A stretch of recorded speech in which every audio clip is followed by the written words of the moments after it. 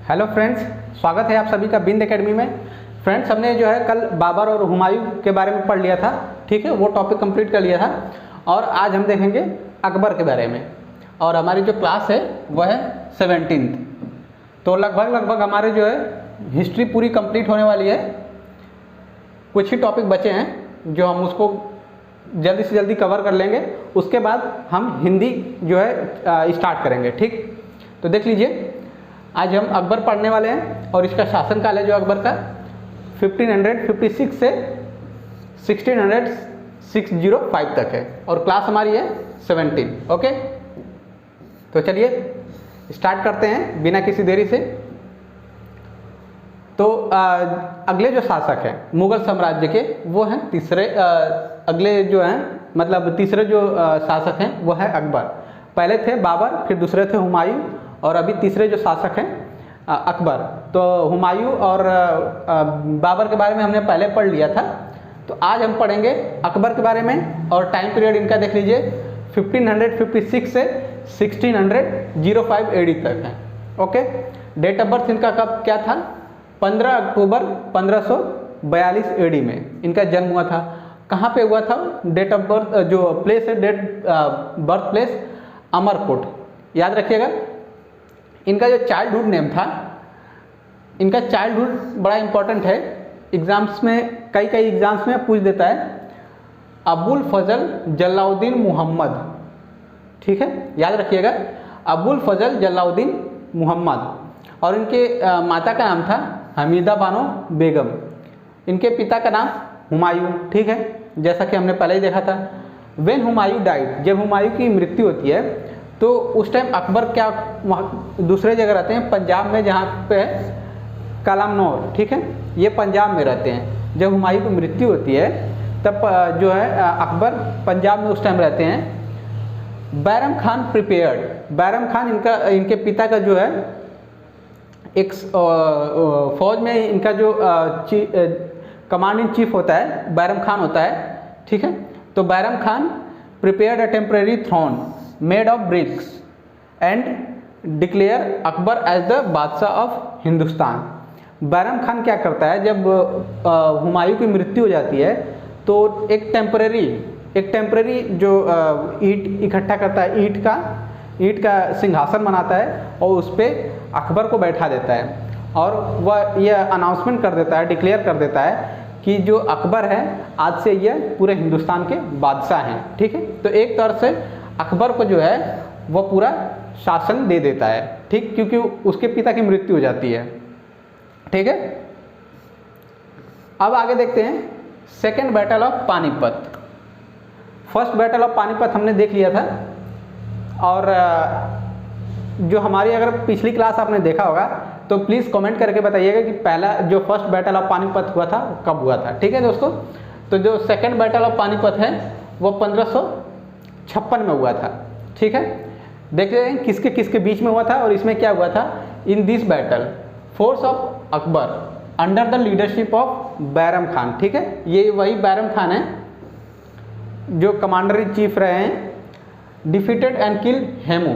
इसमें क्या होता है कि जो अकबर की सेना होती है और वो किसके अंडर होती है, लीडरशिप किसके होती है, बैरम खान, ठीक है। जो उसकी पूरी सेना को जो लीड करते हैं बैरम खान लीड करते हैं, और वह हेमू को जो है पछाड़ते हैं, यानी हरा देते हैं युद्ध में और मार देते हैं, ठीक है।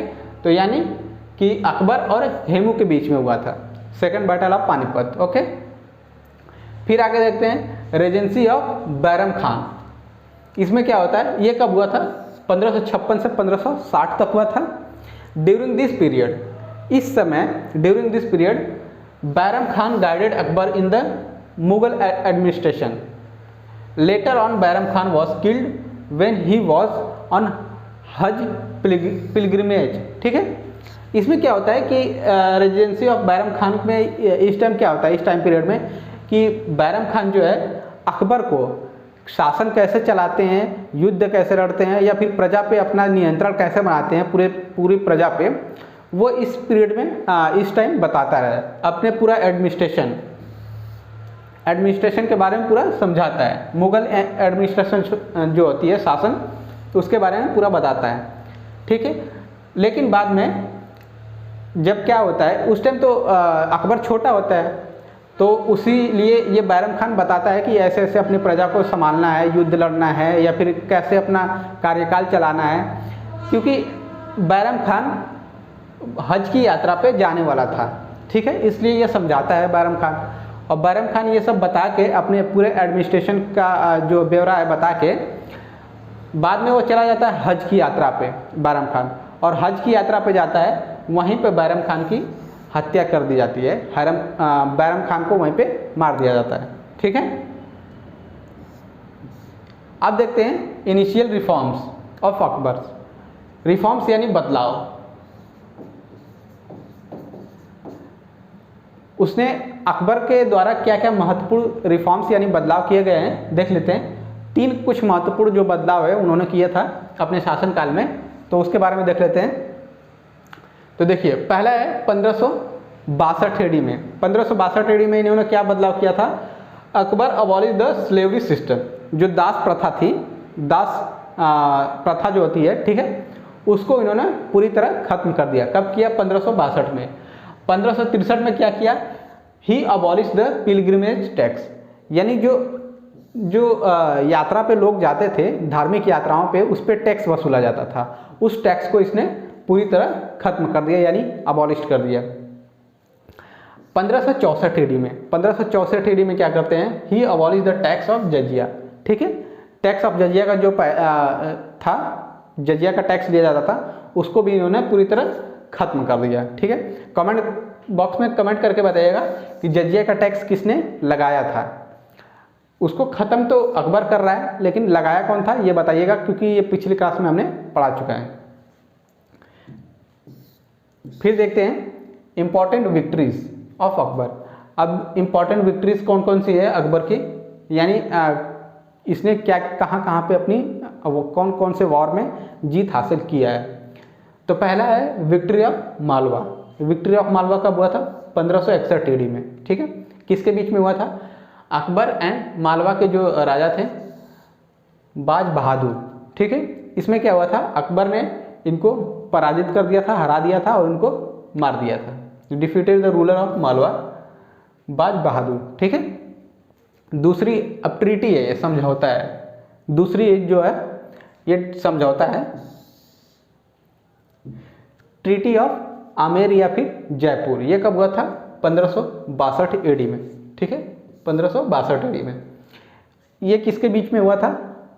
राजा भारमूल एंड बिहारी मूली, ये 2 राजा थे। वर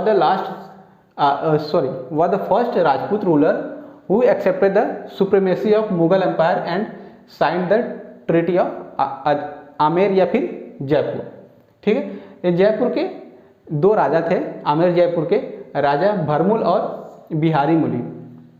मुगल साम्राज्य ने ये डिक्लेयर कर दिया था, अनाउंस कर दिया था कि जितने भी राजा हैं, जो राजा हैं, अपने जो है अपने अपने जगह पे राज करते रहेंगे, लेकिन जो उनका काम करने का तरीका है मुगल साम्राज्य, मुगल एम्पायर के हिसाब से किया जाएगा। तो बहुत से जो राजा थे भारत के, वो इस ट्रीटी में शामिल नहीं हुए, इसको एक्सेप्ट नहीं किया। लेकिन ये 2 राजा थे, उन्होंने मान लिया कि जो है मुगल के हिसाब से काम करेंगे, लेकिन अपने ही प्रजा पे ये अपने हिसाब से नियंत्रण करेंगे, ठीक है। He also agreed to give his daughter Harkabai और हीर कुंवर। ये जो राजा थे, इन्होंने ये एक्सेप्ट किया, एग्रीड हो गए, मान गए कि उनकी जो बेटी थी हाकाबाई या फिर हीर कुंवर, ठीक है, उनकी शादी करेंगे अकबर से, और शी बिकेम द फेमस है जोधा बाई, जो कि अकबर से उनकी शादी हुई और बाद में उनको जोधा बाई के नाम से जाने लगा, ठीक है।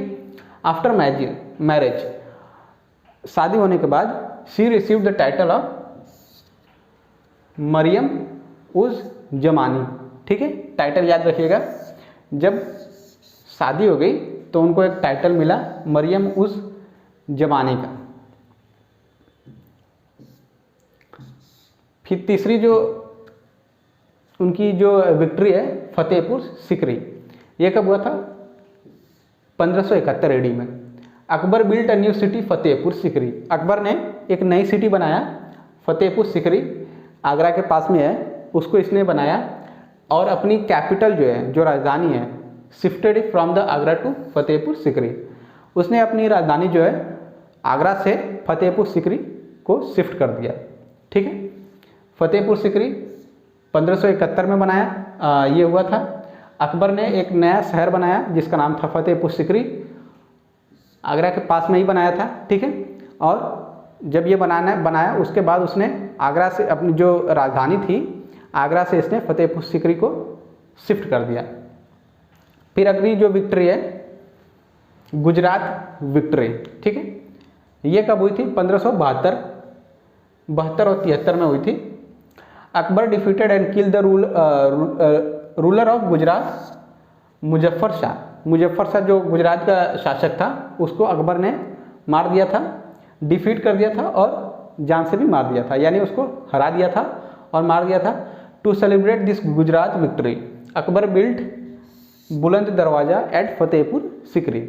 ये क्या, इसमें क्या हुआ था? जब अकबर ने गुजरात विक्ट्री में अकबर ने एक गुजरात के जो राजा थे, क्या नाम था? मुजफ्फर शाह। ठीक है, मुजफ्फर शाह को उसने पराजित कर दिया और उनको उनकी हत्या भी कर दी। ठीक है, तो जीत हासिल हो गई। इस जीत को उस जश्न मनाने के लिए, सेलिब्रेशन के लिए तौर पे उसने क्या किया कि अकबर ने एक बुलंद दरवाज़ा बनाया। बुलंद दरवाज़ा कहाँ बनवाया? फतेहपुर सिकरी में। ठीक, अगला है इबादत खाना। इबादत खाना ये क्या होता है? इबादत खाना हॉल ऑफ वर्शिप, यानी जहाँ पे जो क्या होता है रिलीजियस जो होते हैं कामकाज या फिर उनके बारे में समझौता, वहाँ पे उस जगह को हॉल ऑफ वर्शिप या फिर इबादत खाना बोला जाता है। उसने इबादत खाना बनवाया था 1575 एडी में। Akbar built this hall at Fatehpur Sikri. Akbar ने जो इबादत खाना था उसको फतेहपुर सिकरी में बनवाया। This was a religious decision hall. मैंने अभी बताया कि ये एक जो होता है रिलीजियस जो होता है, जो धार्मिक बातें होती हैं उनका डिस्कशन के लिए बातचीत के लिए ये हॉल को बनवाया था। Initially Akbar allowed only Muslim to enter this hall. उस टाइम अकबर सिर्फ मुस्लिम को ही परमिशन दे रखा था, इजाज़त दे रखा था कि इबादत खाना में सिर्फ मुस्लिम लोग ही, मुस्लिम जो व्यक्ति होते हैं वही जा सकते हैं। Akbar close down the decision at इबादत खाना इन 1582 एडी। अकबर ने इसको बंद कर दिया था। फिर बाद में कब बंद किया था? 1582 ईसा पूर्व में उसने बंद कर दिया था। ठीक है, फिर जो अगली विक्ट्री है देखते हैं, battle of Haldi Ghati. Battle of Haldi Ghati कब हुआ था? 76 में। किसके बीच में हुआ था? In this battle the force of Akbar and under the leadership of मान सिंह। अब देखिए इनका जो लीडर होता है अब मान सिंह हो जाते हैं। ठीक है, मान सिंह या फिर हमें उनको बोला जाता है। डिफीटेड महाराजा प्रताप, जो मेवाड़ के राजा थे। तो यानी जो बैटल ऑफ हल्दी घाटी का जो युद्ध हुआ था किसके बीच में हुआ था? अकबर और महाराणा प्रताप के बीच में हुआ था। लेकिन जो अकबर की सेना थी उसका निरीक्षण कौन कर रहा था, लीडरशिप कौन कर रहा था? मान सिंह कर रहा था। ठीक है, तो मान सिंह ने महाराणा प्रताप को हरा दिया था जो कि मेवाड़ के राजा थे। फिर अगली विक्ट्री देखते हैं, 7वीं विक्ट्री, विक्ट्री ऑफ असरीगाम। असरीगाम, ठीक है, ये कब हुआ था? 601 एडी में हुआ था। इसमें क्या हुआ था? अकबर ने जो असरीगाम के राजा थे निरान बहादुर, इनको हरा दिया था अकबर के बीच में और निरान बहादुर के बीच में यह युद्ध हुआ था। दीन इलाही कब बनवाया था? 1582 ईडी में इन्होंने बनवाया था अकबर ने दीन इलाही।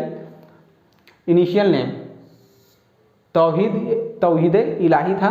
ऑफिशियल प्रीस्ट अब्दुल फजल और Bible was the only Hindu who became the member of दीन इलाही। ठीक है, दीन इलाही का एक यहाँ बाइबल नहीं है, बीरबल है, बीरबल, ठीक है। Birbal was the only Hindu. Birbal एक ऐसा हिंदू व्यक्ति था जिसको जो कि इस दीन इलाही का सदस्य बना हुआ था, ठीक।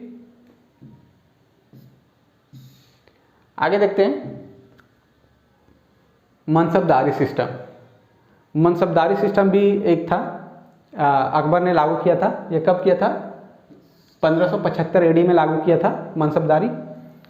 Akbar introduce this system of for the first time in his army in India.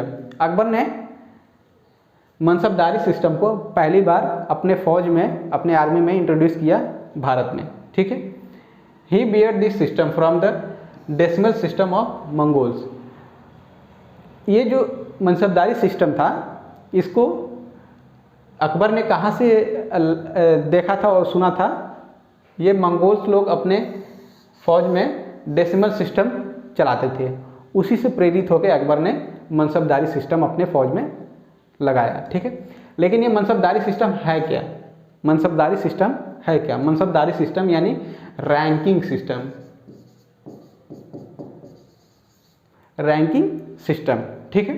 यानी जो हर विभाग में एक एक रैंक दिया जाता है हर अधिकारी को, ठीक है, उसी को बोलते हैं रैंकिंग सिस्टम यानी मनसबदारी सिस्टम, ओके। फिर आगे देखते हैं 10th जो है एनी दशहला, ठीक है। ये कब हुआ था? 1580 में। This was a revenue system. ये क्या था? एक रेवेन्यू सिस्टम था of 10 years which was introduce by Akbar in India, जो कि अकबर के द्वारा लागू किया गया था भारत में। क्या नाम था इसका? एने दशहला, ठीक है। कब लागू किया था? 1580 में। और एक रेवेन्यू सिस्टम था। रेवेन्यू सिस्टम यानी जो कि पैसों की लेन देन के लिए बनाया गया था 10 साल के लिए, और ये इंट्रोड्यूस किया था अकबर ने इंडिया में पहली बार। This system was developed by Raja Todamal. ये जो सिस्टम था, इसको राजा तोडामल के द्वारा इंट्रोड्यूस किया गया था, डेवलप किया गया था, ठीक है। Akbar died in 1605 AD. Akbar की 605 ईसा पूर्व में मौत हो जाती है। And his tomb was built at जो है सिकंदरा नियर आगरा। फिर उसमें क्या होता है कि अकबर की मृत्यु हो जाती है 1606 एडी में, ठीक है। और उसकी मृत्यु होने के बाद उसका एक टॉम बनाया जाता है, ठीक। वो कहाँ पे बनता है? सिकंदरा, जो कि आगरा में है, ठीक है दोस्तों।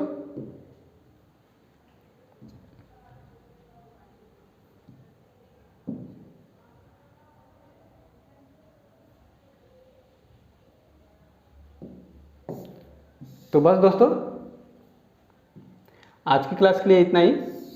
उम्मीद करता हूँ कि आज की क्लास आप लोग को पसंद आई हो। तो दोस्तों, अगर यह क्लास आपको पसंद आई हो तो प्लीज़ इस वीडियो को जितना से जितना हो सके प्लीज़ लाइक करिए। और वीडियो को आप शेयर नहीं करते हैं, वीडियो को जितना से जितना हो सके जहाँ तक शेयर कर सकते हैं शेयर करिए। और कमेंट करते रहिए। हम आपके सारे कमेंट पढ़ते हैं, प्लीज़ कमेंट करते रहिए। किसी और टॉपिक पे आप वीडियो चाहते हैं तो टॉपिक का नाम हमें बताइए, हम उस पर अलग से एक वीडियो बना के आपको अच्छे से समझा के अपलोड कर देंगे आपके अपने चैनल पे, ठीक है। और प्लीज़ ये बेल आइकन है, उसको प्रेस करिए ताकि हम कोई वीडियो जब डालते हैं टाइम टू टाइम तो आपको तुरंत वो नोटिफिकेशन मिलता रहे। और प्लीज़ दोस्तों, चैनल पे अगर आप नए हैं, चैनल से अभी तक नहीं जुड़े हैं, तो प्लीज़ चैनल को अभी सब्सक्राइब करिए बिंद एकेडमी को, और अपना प्यार ऐसे ही देते रहिए। धन्यवाद।